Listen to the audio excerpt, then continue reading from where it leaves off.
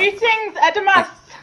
Greetings. I don't know who you are today, which of the thousand faces to call you. Is it the Well, rider of the yeah, apocalypse, the dancing I'll of the just, diamond, the I'll just be skull, me. whatever? I'll just play myself for today. Okay, great. So I couldn't find a skull, but I found a shirt that said "Conquer Yourself, Not the World" by Dave Okay. Hart. So Nice. that's my crushing. So we have a topic today on death Mm, mm, and the six realms, and to talk a little bit about it from the Dzogchen perspective, from your perspective. hmm We're going to be running a group together and many other things that it can be of benefit to. So I wonder if you'd like to start us off with Okay. a little bit of your perspective.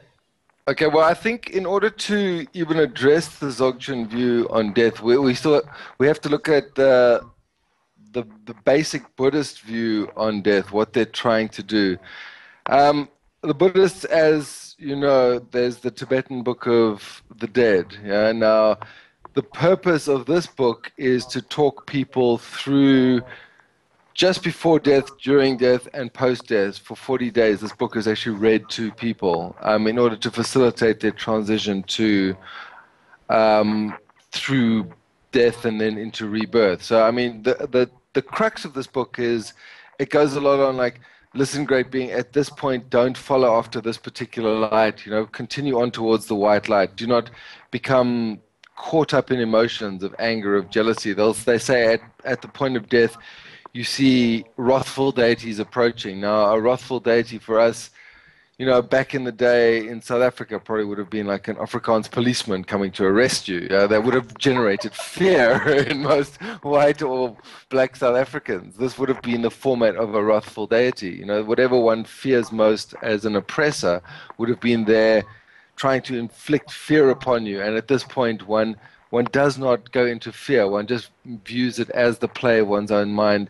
One doesn't flinch from it, because if you flinch from it and run from it, then you'll be reborn in a state of fear, in a karmic state of fear. So it's very important. There was a dream yoga, which was is quite useful to share this example. I mean, this says it for me. It's like she was in this dream yoga, one of the Tibetan teachers, and she saw a herd of demons approaching her.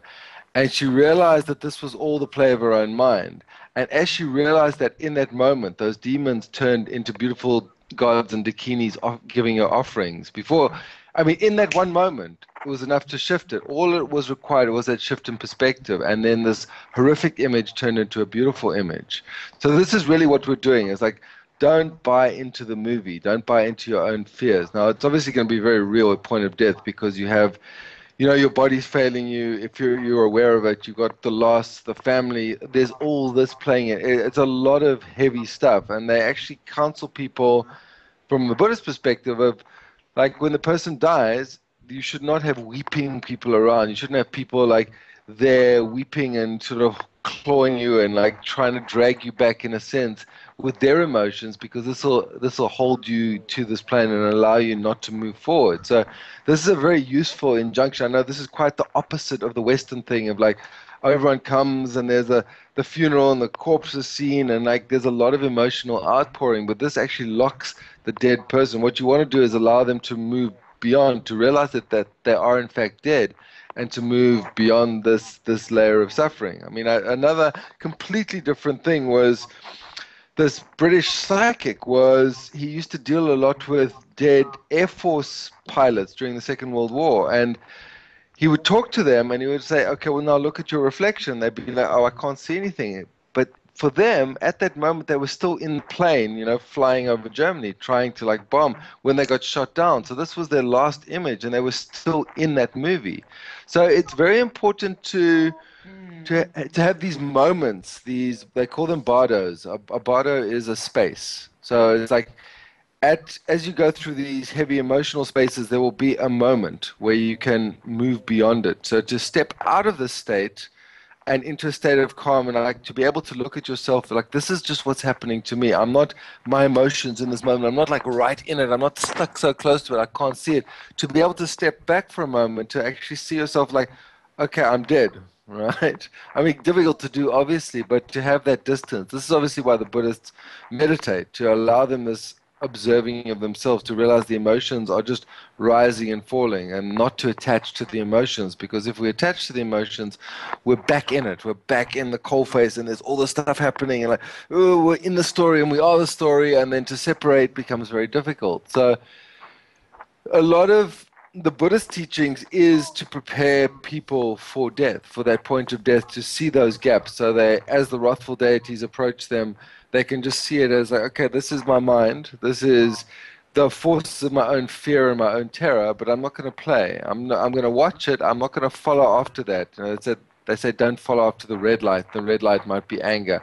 Don't get caught up in all the anger one had towards one's ex-lover or one's father or one's brother who did you wrong, or the whole movie. Don't get caught in the movie, because that'll guarantee you a rebirth in a realm. If it's anger, it'll be rebirth in the hell realms. If it's ignorance, it'll be rebirth in the animal realm. If it's jealousy, it'll be rebirth in the realm of the jealous gods. If it's pride, it'll be rebirth in the realm of the gods. These are all emotions that we must not buy into at point of death. Now, just to return to Dzogchen here, I'm jumping around, but I'll cover the whole No, field it's as I fine. normally do. Yeah.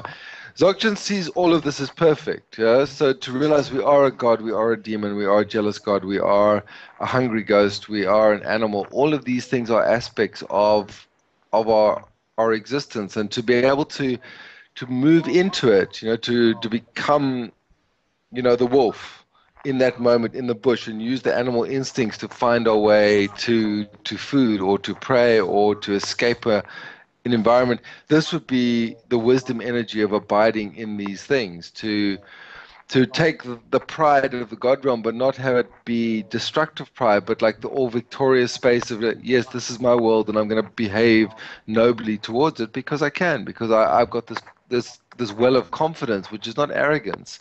This is the taking of these states. Yeah, the jealous gods become like the protectors, the guardians. They make sure that the teachings are protected. So to take the wisdom energy of all of the states and not buy into the negative aspects. Now, essentially, our whole life is playing through these things. Whether it's, I mean, I work through a lot of it with remedies. I mean, the remedy will be the remedy for, certain remedies are hungry ghost remedies, and they'll consume. They'll be eating and eating. I've recently quit smoking again, and it's the hungry ghost is like more, more, more, more, more. Feed the demon, feed it, feed it, feed it. But then when you refuse to play with it for a while, it's like it starts clawing, and then its claws come less frequently. I mean, whether the demon is chocolate or cigarettes or alcohol or TV or love Coffee. or coffee. Coffee's a nice demon. We like coffee. Cafe mocha. You get chocolate and coffee at the same time, and sugar. It's like, ooh, Oh, yay. win-win-win situation. A double cafe mocha. But what I'm saying is there's nothing inherently wrong with any of these things. It's only once we become addicted to it that we start to suffer. The Buddhist core thing, when you break Buddhism right back down, it's like attachment leads to suffering. Right? So if we're attached to something, it potentially causes us to suffer. Why? Because if we get it, we want more. And if we don't get it, we suffer because we don't have it, right? And then when you get more, you need more, and then you need more and more and more. That's the hungry ghost thing, where we're always pouring stuff down our throat, trying to feel fulfilled, but we're never being fulfilled, because what we're consuming essentially is this unsatisfaction, this desire to consume for its own state. I had this one friend, an Argentinian friend of mine, and he's Earth as well, like me, and he was hungry ghost. And at parties, I'd see him, and he'd be smoking and drinking and stuffing a shawarma in his mouth, and like trying to get women and like more drugs, and like it was classic hungry ghost. And I pointed out to him, and he's like, he actually saw himself for what he was. This like this bottomless pit. The hungry ghosts are huge bellies and a tiny neck and a fire in the belly. So they're feeding this thing, but they never get satisfied because they can never get enough in, and the fires burn up all the food. Now the hungry ghost, once he's fed and feels satisfied, he turns into abundance. This is the element of earth, right? So this is how these states can turn around. And often one needs to feed the hungry ghost to like eat, eat, eat, eat, eat. This is very much Osho's message, to people. It's like, if you have desire for sex, go out and have sex with 100 people. Do it. Feed the ghost, feed the desire, feed it until you're satisfied, and you can actually let it go. The lesser path, I mean, that beautiful piece you posted on Sutriyana, Tantrayana, and then Dzogchen, I mean, that just shows that the lesser path would say, okay, well, avoid all this stuff, avoid meat, avoid chocolate, avoid garlic because it raises the passions. Avoid sexuality because you might get caught in it. This is the lesser path of like avoidance. Tantra is about transforming it. Dzogchen's like, well, actually, it's all perfect. There's no need to transform or, with that article, I mean, with myself, I've now put up a restriction like, no, I will not smoke, but I'm allowing the possibility of smoking if I really want to, but I'm not doing it as a habitual thing. I have to break the habitual thing, and then I can engage it as an impersonal substance. But until I can do that, I mean, I have a lot of history with tobacco, so it's hard to break it. But I've got it under control now. I can let it out and bring it in. It no longer controls me, so it becomes a feather in my cap, as opposed to like I'm just like being smoked by the tobacco demon in a sense, which is what it ends up being, right? For a lot of people with That's very that. I mean, funny. yeah, yeah, no, totally. That's what it becomes. I mean, tobacco, weed, it doesn't matter what the demon is, but if unless you control it, it'll control you. And that's why they say the passions once overcome get worn as adornment. They become your fine feathers. Now, I've mentioned this many times, and I'll continue to mention it because it's it really is the goal of the Dzogchen path and a lot of the Buddhist path is to get to the point where you're not attached to whatever arises in front of you, realizing it's all perfect. You can pluck the lotus from the water, inhale it, and then put it down, and then enjoy wandering through the murky swamps equally as much. Appreciate the detailing on the mosquitoes flying around you, or the swamp gases, or whatever. It's all perfect. It's all color, but it's our attachment. It's our attachment to the lotus that causes us to suffer.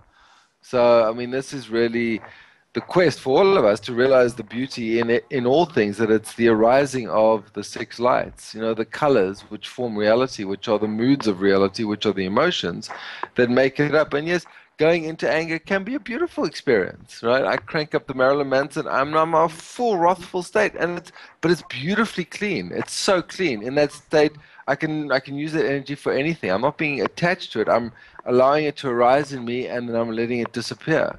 This is really what is called for all the emotions. I mean, jealousy is the same sort of thing. I mean, that's possibly one of the hardest ones for people. It's like that need to hold on to or be attached to something.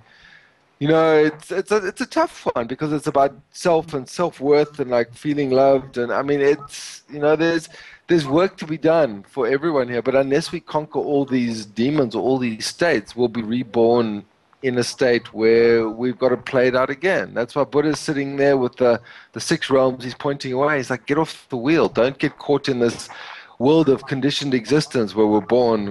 We have a family, then we have a family of our own, and then it's like all this stuff where we're just like beasts, where we're being herded from one activity to the next. But if we Mm. choose to step out of it, I see it with my daughter. It's like it can become a chore. It's like, oh, okay, more childcare, or it can become a pleasure, and it's in one moment it can be either or. And even then to abide in like okay, well, I haven't had much sleep today or for the last year or whatever, so I mean, but I'll deal with that. Last three I'll years. I'll suck it up, more coffee or whatever, I'll take it, but then not to make it like a demon that oppresses one, to see it as, and everything is this calling to turn into Conquering sadhana, your means demons. means to enlightenment. That's what the Yeah. word sadhana means to enlightenment. And essentially every activity or event is sadhana, if we see it as such. And then when we look at it that way, it becomes very beautiful. But what we're dancing here is we're dancing away clear of the binding obscurations, of the dense array of stuff, and seeing it as our own play, our own delicate flowers that we're creating in front of us, which then dissolve, and then new stuff arises. And really, that is the purpose of it. And this is what having death there as a specter, as like this, with the grim reaper with his scythe, having that there as an image of like, oh, you better get your shit together, otherwise I'm coming for you. That can actually be quite useful. It should not be something to be feared, but it's, one of the Buddha's injunctions is that, the preciousness of human birth, and realizing that you don't necessarily have all this time that you think you're going to have. You think you've got, oh, I've got another 30, 40, 50 years. Well, maybe, but you could die tomorrow in a car crash. And he said that spur should be what forces people to practice the Dharma, to realize that, yes, I'm going to do this, and it stands to liberate me. It doesn't have to be a slog. That's my message. That's the Buddha Brat message to the world. It should be fun. And I maintain that, yes, it might be work, and it might be painful, it might be intense at times, but it's one's exquisite flower. A diamond is essentially charcoal that's gone through intense pressure. It's gone through a lot of strain and stress to become that diamond. And we're very similar, and often we need to put ourselves in the crucible, crank up the fuel just to really make it nice and hot, to crystallize ourselves, to turn ourselves into this beautiful creation which we've created for ourselves, and to allow the reflection to be appreciated by us. This is really the purpose of it all, and that's why death is, in a sense, one's friend, one's advisor. And I always check in with myself and I say, well, am I content to die at this moment? And pretty much all the time the answer is yes. I've done what I feel I need to do. I mean, my greatest sense of obligation is to my daughter and my responsibility, and that I would feel bad if I did that. But it's like I would not feel like there's nothing I've left undone. In a sense, there's no huge sense of great hankering for this or for that I feel I haven't achieved or done. Or, So I mean, what sure, have there's you more stuff. achieved? What do you feel that you've left as your legacy? Well, my book primarily, yeah. Like in terms of teachings, a lot of people I've worked with, in terms of actually giving the teachings to other people. Just tell us what Um, your book is called for those that haven't heard about it. oh, okay. Buddha Brat's A Modern Tale of Enlightenment. Yes, a must read. I mean, it's really dealing with a lot of this stuff. It's dealing with one's journey through life, and I was actually conceiving of a sequel, at some point, but first Yeah, make lots of money, definitely. because then things will really get crazy. Yeah, but that the journey doesn't stop. It just one needs more content, and a lot of what I haven't engaged yet is like the abundance, the wealth, the God realm stuff. But that might be coming down the pipeline quite shortly. With a whole lot of stuff I'm engineering, and but I'm doing this. I don't need it. I don't need the Maserati. It's like, but it would be fun to have. It would be fun to play with the KTM 1290. 0 to 207 seconds. I mean, it just If you it just really have appeals. to, hey. I have to. I think I must. I think it's my obligation to do this. I actually feel it's important for the benefit of all sentient beings. I agree. I think Yeah. we've come out of such a hectic self-sacrificial era with the whole Piscean age and whatever, and Yes. Yes. that spirituality equals having nothing, and Yes, and money suffering, and and yeah. all of No, that. no, I think it's part of the healing actually, to take money back, to take it back as a concept, as something you've actually got that you can play with, and realize that because it means nothing, we might as well be in the palace anyway. Yes, we can be in the swamp or in the cave eating nettle broth. We can do that if we need to, and we will not suffer if we do. But I mean, on the flip side, to not engage something else, it's something in a sense we actually need to do, because it's part of our completion, our healing in a sense. It's part of the craving. It's like, okay, well, yes, what does it feel like to have that? And one can fantasize about it. In a sense, the fantasizing about it is like the doing of it. But the actual doing of it, there's a different thing to actually getting down on talking about being in that car, but then actually being in the car or being in the mansion or something. There's nothing inherently right or wrong, or like where we should be or where we shouldn't be, or what it should look like or how it should look. It's irrelevant. It's really a question of we need to play out all the sub threads of our personality, just because. And I've also done poverty extensively in my life, and I've kind of had enough to get through, to get by, but I've never been wealthy. But so maybe this is what I need to do as part of my thing, and now an opportunity's arisen for that to occur. So maybe that's what needs to occur. I mean, some people, if their mission has always been part of the system, then maybe they need to like buy out and like live off the grid. Maybe that's what they need to do. There's no right, there's no wrong. It's your own personal karma of what you need or you own feel all you need to. experiences and all Totally, wisdoms, totally. I mean, we definitely. we I mean don't that necessarily have ties to do into the everything. Dakini, the weave of the Sure, tantras. It's the sure.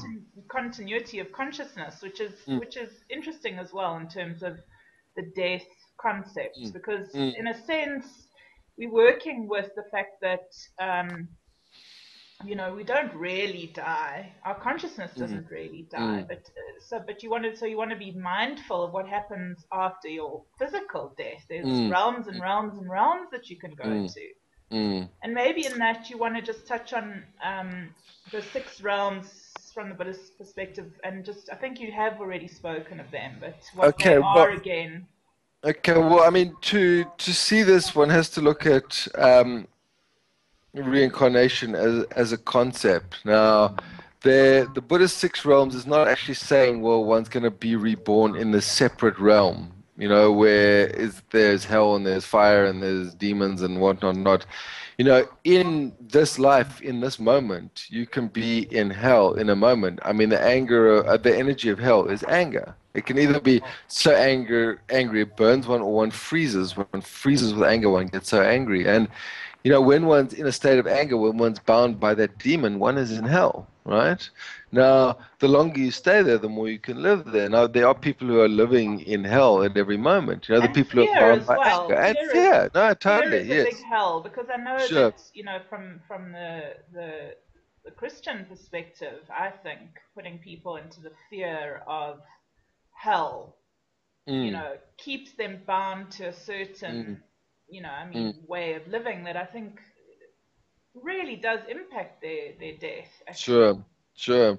And I mean, who knows where they go on point of death? I mean, it's hard to know. You know, Generally you die as you live, and you continue as upon point of death, you'll continue in that space. And that's why it's said to be so important, that time around the death, because at that point when the person dies is supposed to be a juncture for them to liberate themselves. That's why the Tibetans, they read the Tibetan Book of the Dead over the dead body for up to 40 days after the person is dead. So they're saying, look, the soul is still there. It's still happening. It's still attached to this dead form. And that's why they're giving the soul instructions at this point to liberate themselves from suffering. It's like, the body is gone, leave it behind. But then also don't attach to the emotions of anger, jealousy, pride, ignorance, fear. Don't attach to all this stuff, because this will cause you to be reborn in a new form where you have to re-experience this. That's why the Buddha is saying, get off this wheel of reincarnation. Don't play into it again. Don't go down that same road again. And this is what's happening at the 40 days after death and just before death is essentially what one should be doing one's whole life. It's like saying, well, look, I'm not going to play into any of these. I'll enjoy it. I will pluck the lotus from the water when it arises in front of me. I will fully enjoy it. But when it disappears or dies on me, I will not suffer. This is the trick, and this is, I mean, fear obviously a huge one, right? I mean, when I was taking salvia recently, what came up for me there was this fear of being eaten by worms, and I wasn't even aware that I had this fear of being eaten by worms.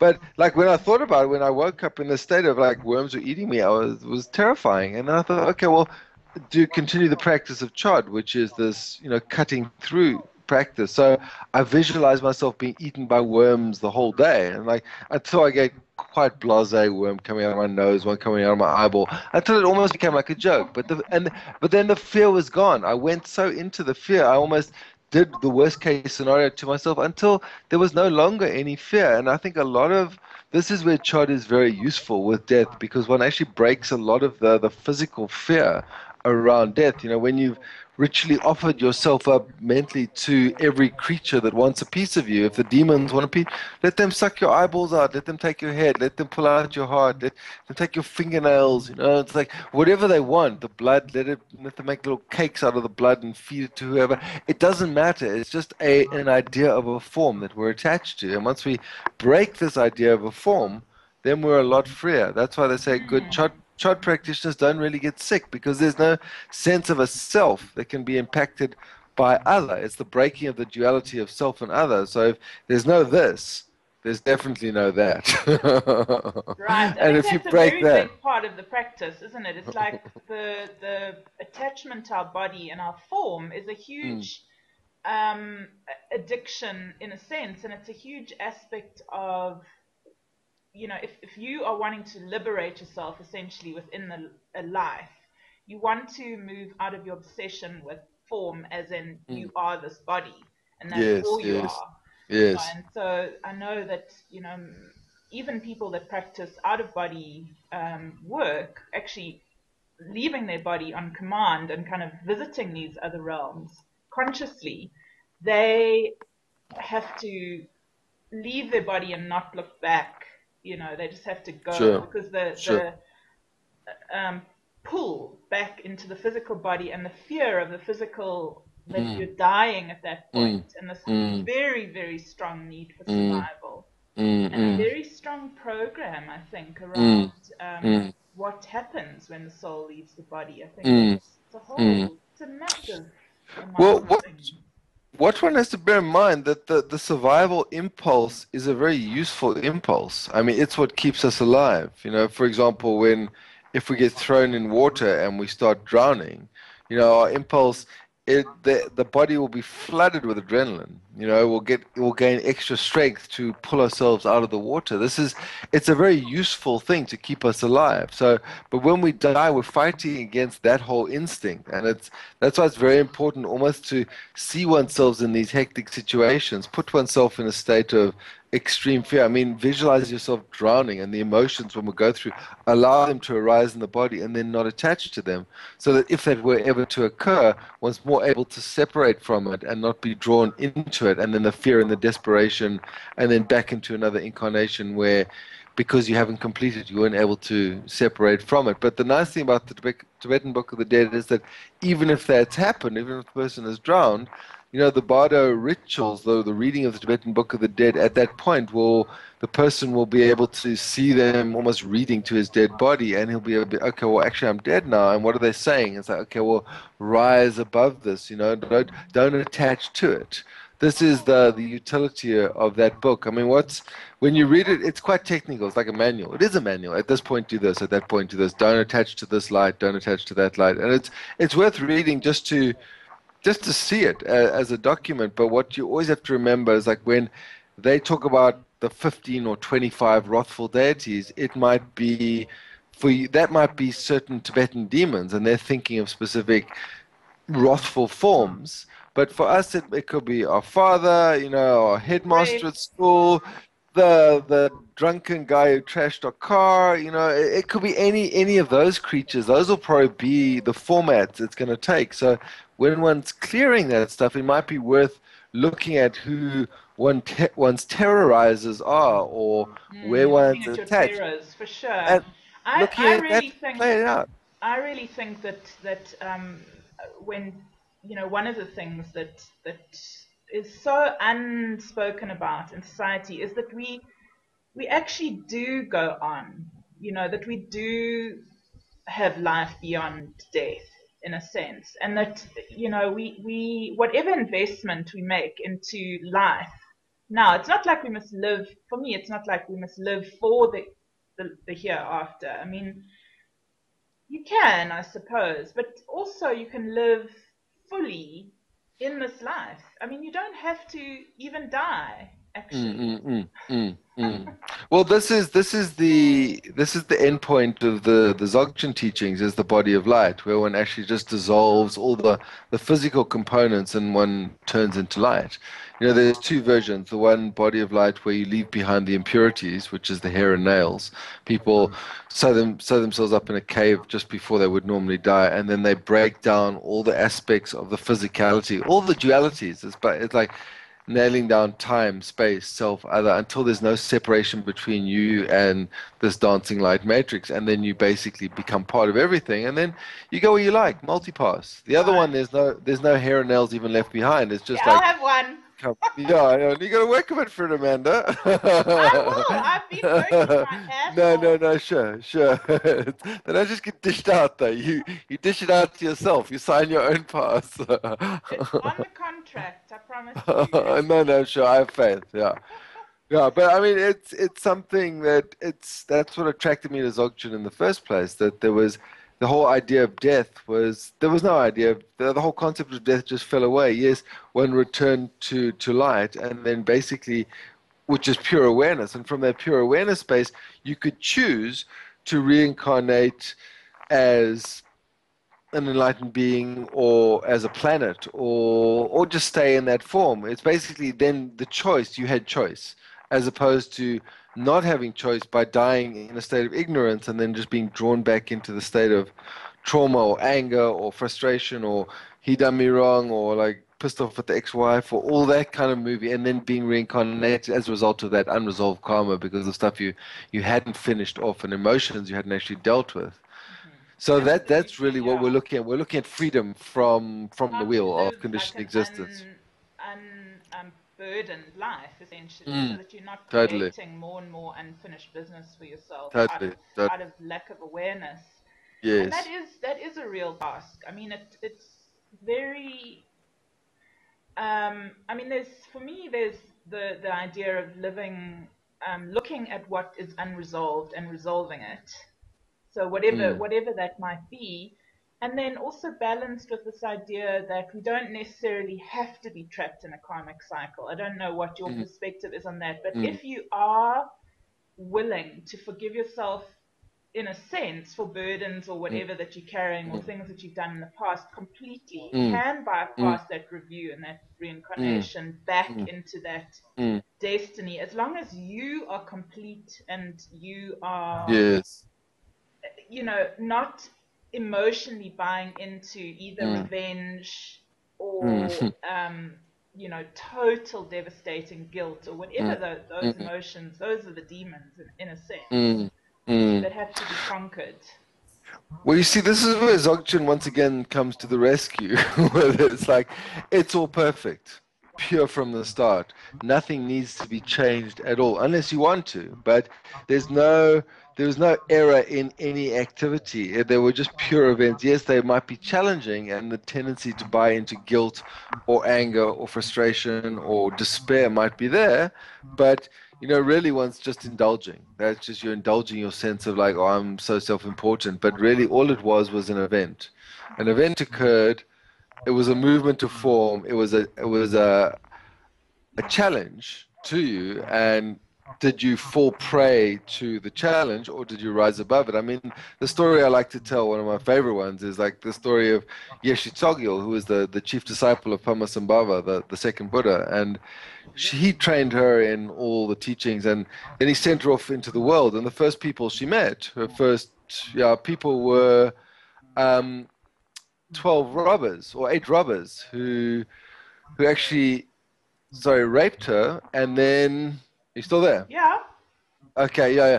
And then, sorry, I just did something. And then she saw them all as the face of her teacher. She raised their kundalini and they became her disciples. So in that moment, something that could have been a very traumatic event was transformed into a very beautiful event.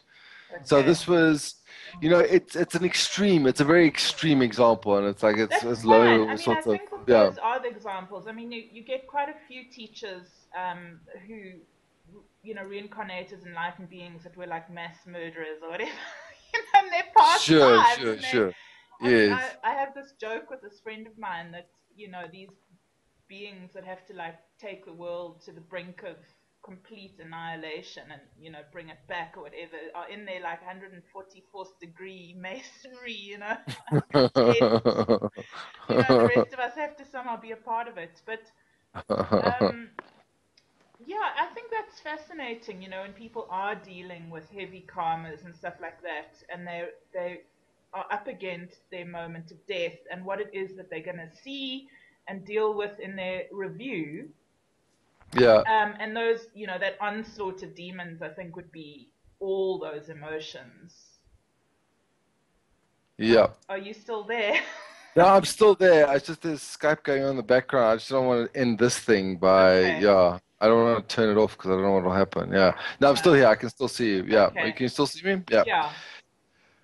So, Okay. So, what happens when people come with heavy karmas, um, to the moment, and how do they begin to unbind? um, okay. Let me just sign